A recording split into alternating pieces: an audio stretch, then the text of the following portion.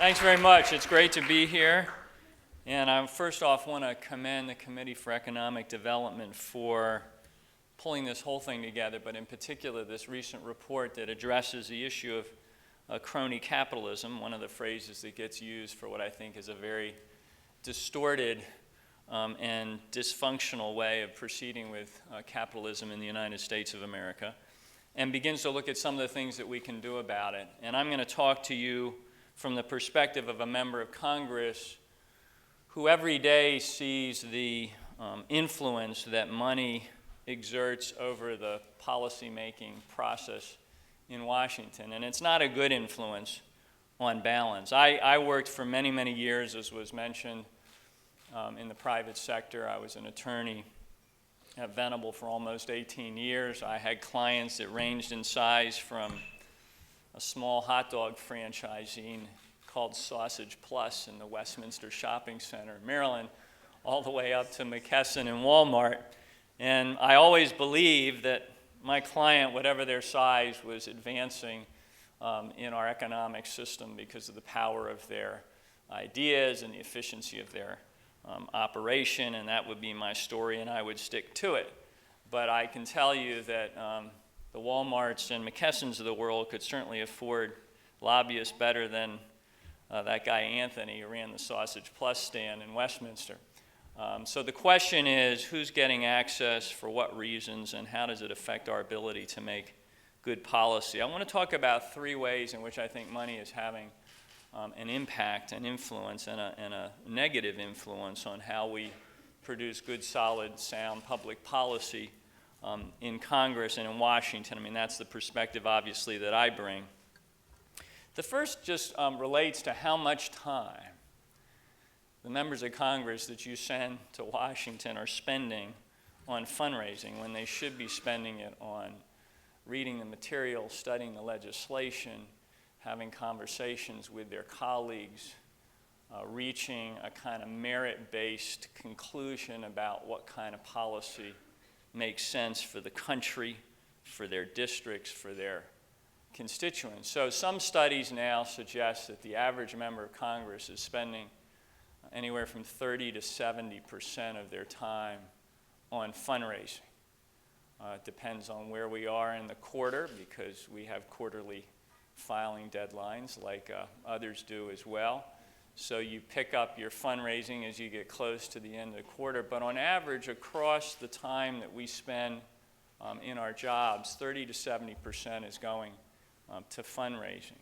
And it's not as though we do, policy in the morning and fundraising in the afternoon. I mean, the fundraising cuts all day long. You're being pulled away from your committee work. You're being pulled away from these important conversations that you could have with your colleagues to go off and make cold calls in the basement of one of these buildings up on Capitol Hill. I'll leave aside how demeaning that can be for the members of Congress and just talk about it in terms of the inefficient allocation of our time and our energy and our focus at a time when the challenges that confront the country, both domestic and international, are of a scale that would require all of our collective concentration to solve them.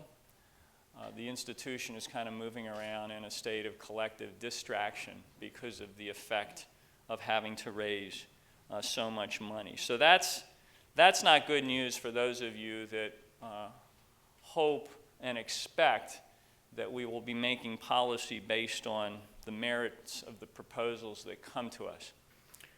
Let me talk about the second effect, and this is the one that really gets the attention of the report that CED has produced. And that relates to the fact that you can earn better access, preferred access in Washington if you know how to play the money game. And I just say that descriptively. I'm not trying to put any kind of connotation on it, because that's the way it operates these days.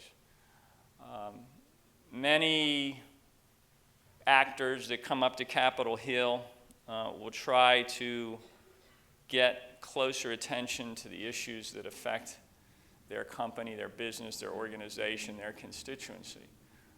By deploying lobbyists, which I don't resent because I think lobbying is a noble profession to the extent it's people there offering up perspective on what will matter and why they think it matters. The problem is when you combine the lobbying with the money that comes in behind it. And there's two ways to look at this. You can look at it from a member's perspective in terms of this relationship or dynamic that develops, and you can say, and the member can say, well, I feel like I'm being pressured or expected to do certain things because of the money that comes in to support my campaign from certain sources. Or you could look at it from the outside group's perspective, who might feel like they're being shaken down by a particular political actor in return for particular policy. Either way you want to characterize it, it's not healthy, because it means that those who have the ability to deploy the money in Washington are in a position to get preferred access and attention.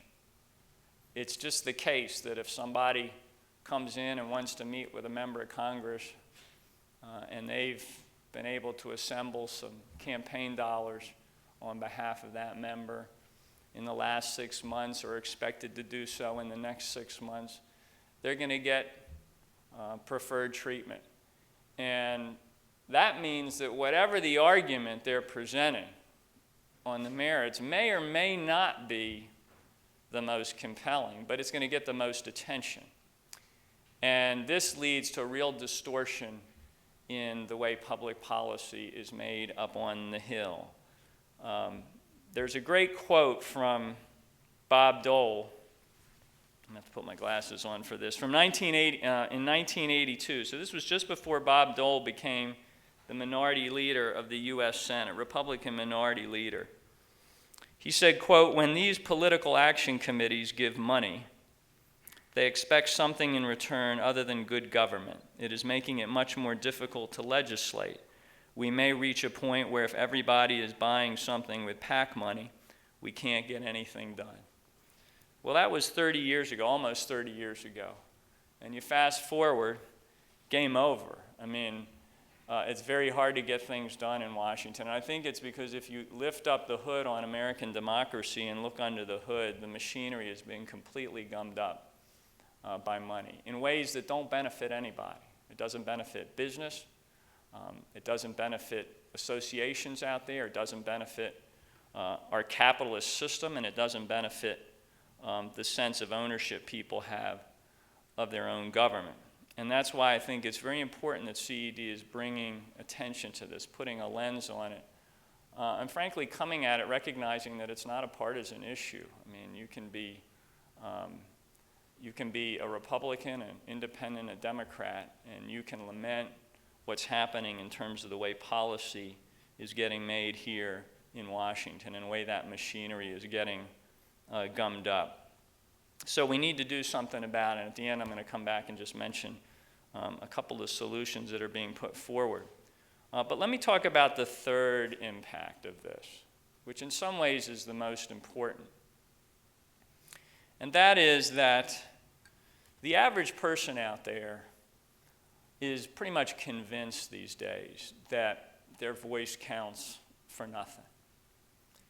They look at Washington and Congress, and they have decided that these institutions have been captured by insiders and big money and special interests. And so they're giving up. The depths of cynicism are almost desperate at this point. I encounter it every single day, in part because I invite it. I ask people to tell me how they really feel. And once you scratch the surface, you pretty quickly get into a therapy session with any gathering of your constituents. They don't believe that they're part of the process anymore. And the result of that is many of them are fleeing the political town square. They're sort of packing their things up. and they're going home. Some of them are heading up into the hills. It doesn't mean they don't care about stuff. It doesn't mean they're not passionate about certain issues. They've just decided the political space, the political arena is not a place to take those passions and those interests and those priorities. Here's the problem. When decent, caring, committed, motivated American citizens of all stripes vacate the town square, it creates a vacuum and extreme elements rush in. And they begin to dominate not just the discourse, but the influence on public policy in ways that lead to bizarre results. I would argue that one reason we're looking down the barrel of a gun right now with respect to raising the debt ceiling and getting a budget in place after December 11th is because a lot of Americans have turned away from the political space and basically ceded it to a more extreme conversation. So that's not good for the American capitalist society either. And I think the only way we're going to fix this is if we somehow bring back that great majority of Americans who've given up and gone home. And I think the way we do that, and we have a proposal in Congress that's focused exactly on this effort, is to create a new way of funding our campaigns, one that makes the everyday citizen out there feel like their voice is in fact consequential. And I commend and thank CED for bringing attention to the power and promise of a small donor, publicly financed matching system that can begin to underwrite political campaigns in this country so that the average person out there feels like when they give a $50 or $100 donation, they can actually earn the attention of candidates who right now, because they have to raise so much money to get reelected, are required to go to sources of funding that the public believes create a dependency and a distortion of how policy gets made in Washington. So this is, in some ways, the most consequential issue, because if you talk to people out there, they think that this influence of money and special interest, that combination which has sort of captured the Washington machinery and government machinery, that is shutting them down on all the issues they care about, that it's the gateway issue. And so until we solve that, we're not going to cure that cynicism. We're not going to bring Americans back in and get the benefit. I mean, we talk about efficient markets in an economic context as being critical to our capitalist society, but we also need to talk about what it means to have efficiency in the marketplace of ideas. And you don't get that if you don't have the benefit of everybody coming in around a model of a pluralistic democratic society where all those ideas are considered. And if that small entrepreneur who's got the next great idea is being pushed to the margins because some big established special interest player is able to get extra attention in Washington because they know how to play the system and they know how to create dependency on the part of elected officials, then we're not going to get the benefit of that idea. We're not going to get the next big thing that can result in a huge economic boon for our country. So that's what's at stake here, and it's why I've committed myself to this particular reform to try to bring the voices of everyday citizens back into their government and restore some confidence. And I thank again the CED for bringing attention to this issue, and I look forward to participating for a few minutes.